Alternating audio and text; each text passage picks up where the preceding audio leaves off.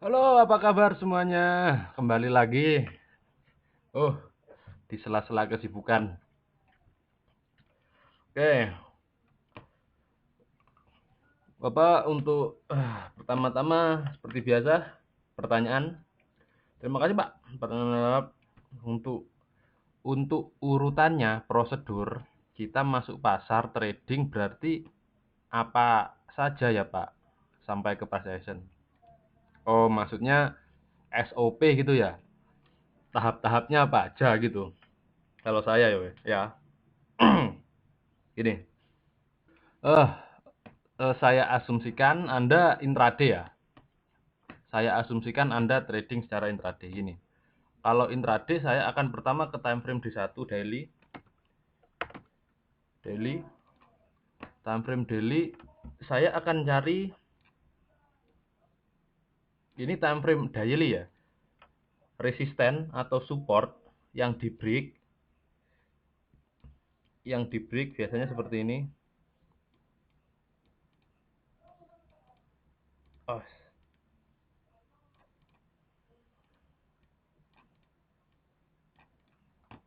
di sini ada supply, supply, supply. Ini contoh aja kita untuk mencari setup sell. Nah, gini. Time frame daily saya akan tandai dulu support dan resisten. Nah, lalu saya akan cari support support yang ditembus seperti ini, support yang ditembus dan harga harga ke retrace ke area ini.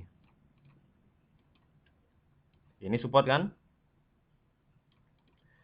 Time frame daily support ditembus dan di area support itu ada area equilibrium, area supply atau demand. Dan setelah retrace ke situ, saya akan zoom ke time frame yang lebih kecil, M30 atau M atau M15. Contoh ini tadi zonanya ya.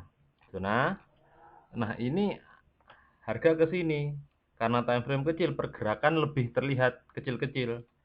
Biasanya akan ada tren naik seperti ini. Nah, di sekitar sini, entah di bawahnya atau di atasnya sini, biasanya akan menyentuh dulu zona ini. Dan setelah menyentuh, saya akan lihat apa tren reversal. Apa artinya tren reversal?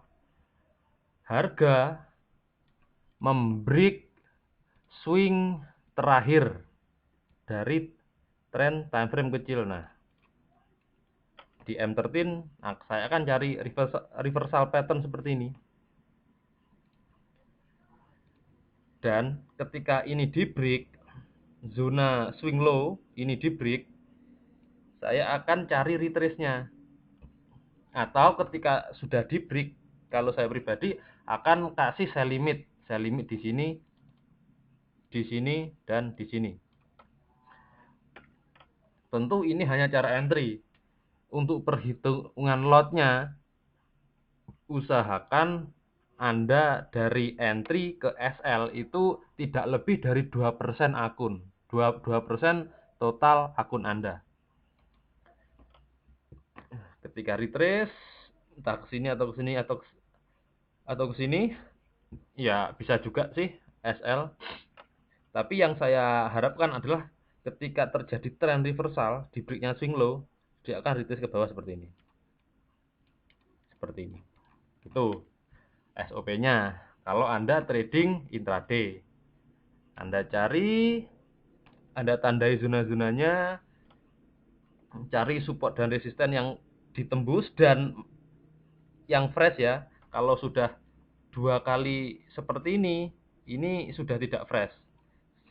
Saya cari yang fresh.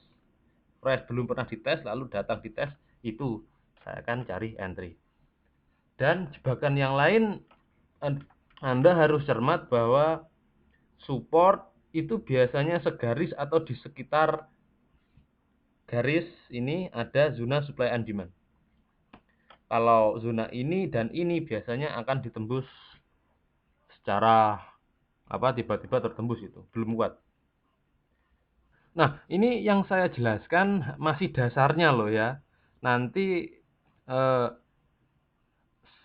eh, kalau ada waktu saya akan jelaskan tentang manipulasi market maker, kenapa mereka memburu stop loss Anda, apa yang terjadi, penipuan, manipulasi, ada setup Quasimodo juga, ada fail to return, banyak, ada flag limit. Kita baca market. Kita baca market. Cuma dasarnya ya seperti ini, Anda harus paham support, Anda harus paham demand, dan ketika harga retrace ke situ, dia reaksinya bagaimana gitu. Nah, dalam kasus ini yang kita cari adalah pembalikan tren di time frame yang lebih kecil dari daily. M13, kalau M30, sorry. Kalau belum jelas ya M15. Nah, ini kita tandai dulu time frame daily ya, supply atau demand terdekat. Anda bisa gunakan candlestick, kalau sudah terbiasa ya pakai line chart pun bisa sebenarnya. Oke. Ini kan pucuk berarti sekitar sini adalah resisten. Tapi kita tidak entry dulu di sekitar sini. Kita kita akan cari buy ketika zona ini di break. Nah, ketika sudah di break jelas di di sekitar resisten yang di break biasanya ada zona sideway ini. Yap, kita cari zona sideway. Kalau Anda zoom time frame kecil, ini kan sideway. Kalau sudah seperti ini, kita tandai yang lainnya lagi. Di sini juga ada. Di sini juga ada. Kan sideway kan? Sideway kan? Sideway. Zona supply atau demand maksudnya. Di sini. Di sini. Zona alias area. Di sini juga ada. Tapi kelihatannya ini akan break deh. Yap. Kita lihat di sini. Gini juga. Tapi kita tidak entry di sini. Nah, yang paling saya cari untuk entry itu area ini. Karena resisten di break dan di situ ada zona equilibrium. Saya akan menunggu harga datang ke situ, lalu di time frame yang lebih kecil saya akan cari pola pembalikan. Sebagai contoh, M13, 30. Nah, Anda bisa lihat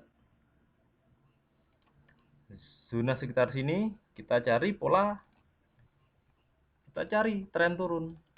Nah, ini kan tren turun kan? Atas bawah, atas bawah, atas bawah. Nah, ketika sudah seperti ini, saya tanda ini swing high.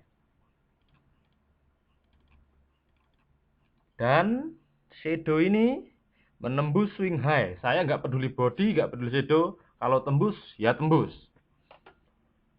Tembus, ya tembus. Apa artinya jika harga ditembus? Berarti pending order sell limit di sini sudah habis. Jika sudah ditembus, kita jalankan planning kita. Tembus berarti sinyal untuk buy. Pending order, pending order, pending order. Lot kecil dulu jika Anda ragu. Yap, harga naik. Untuk target sebenarnya di sini.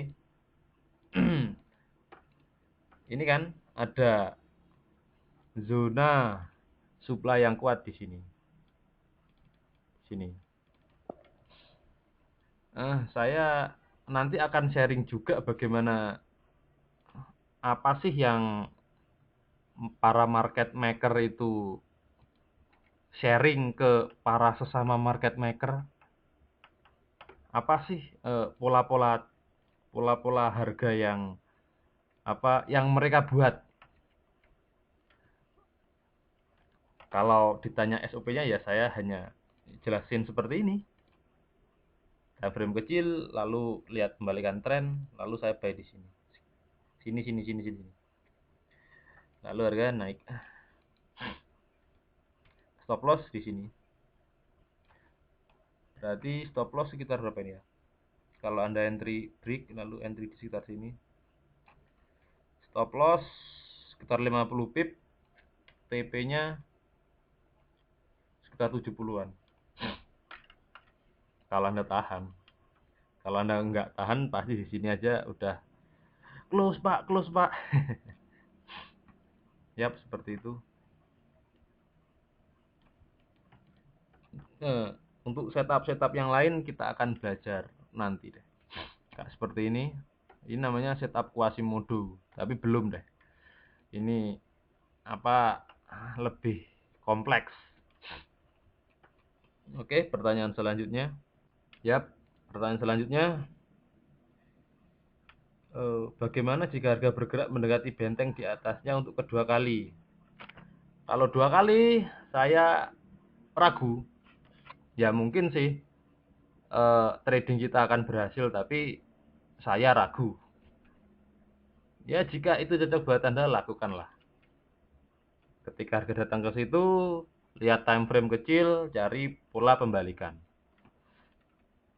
Kalau saya sih lebih milih cari-cari pair yang lain, toh pair banyak gitu. Gini sih, trading itu nggak perlu banyak-banyak ya. Contoh aja Anda depo 100 juta gitu ya. Terus nggak perlu banyak-banyak sih. Sebulan target 5% gitu. 5-10%. Itu kan udah lumayan. Kalau saya sih pribadi sebulan itu hanya entry sekitar 3, 4, 5 kalian lah. Nggak perlu banyak-banyak. Saya hanya akan mencari sinyal harga yang berkualitas. Gitu. Bukan berarti semakin banyak entry semakin profit, enggak loh ya. Beda dengan bisnis. Bisnis semakin rajin Anda melakukan, Anda makin sukses. Kalau trading dalam bidang investasi enggak. Kalau Anda menemukan keasikan dalam trading, berarti Anda sebenarnya masih kehilangan uang. Gitu. Investasi yang baik membosankan.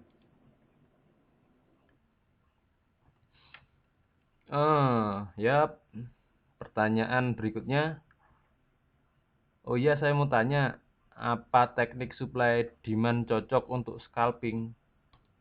Semua time frame bisa sih, dari kalau monthly sampai M1 atau bahkan tick chart. Jadi tiap tick itu ada candlenya. Ya, kalau itu sebenarnya swing atau scalping itu hanya cocokan tipe sih. Cuman biasanya jika time frame yang lebih besar, harga itu lebih bergerak jelas gitu loh. Kalau di M1, M5 itu lebih zona-zonanya itu biasanya agak nggak jelas. Tapi kalau Anda sudah ahli boleh. Kalau saran saya sih untuk belajar time frame yang lebih besar dahulu. Kenapa? Satu, menguji kesabaran, dan dua, lebih enak dilihat gitu loh.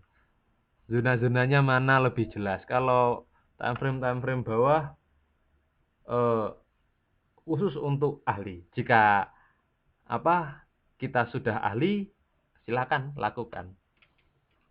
Gitu.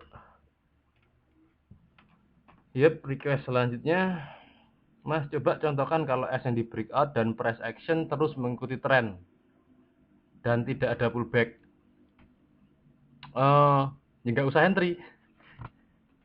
Kalau zona time frame besar sudah di breakout dan price action tidak menunjukkan pembalikan harga, ya berarti belum memenuhi standar prosedur entry. Ya sudah, kita cari pair yang lain, move on gitu. Masih yang baik untuk area manipulasi apakah terjadi di time frame H1 saja? Tidak, semua time frame Anda manipulasi atau semuanya hanya manipulasi atau bisa di semua time frame. Semua bisa, semua ada. Untuk bagaimana manipulasinya karena materinya berat dan harus memahami price action apa dengan baik. Saya step by step dulu ya uploadnya. Saya upload yang mudah dicerna dulu. Kalau saya langsung ke area manipulasi mana, kenapa begini, itu malah bingung. Untuk semua time frame ada, Mbak, Mas. Pak, untuk video trade profit Bapak mengambil target di atas di sana atas pertimbangan apa saja? Kok pas sekali? Mohon penjelasannya, Pak. Harus ke chart ini ya berarti. Kemarin saya entry sekitar sini ya, sekitar sini mungkin. Entry sekitar sini, saya TP di sekitar sini. Ya sebenarnya enggak tepat-tepat banget sih. Cuma kenapa saya exit di sini? Simple.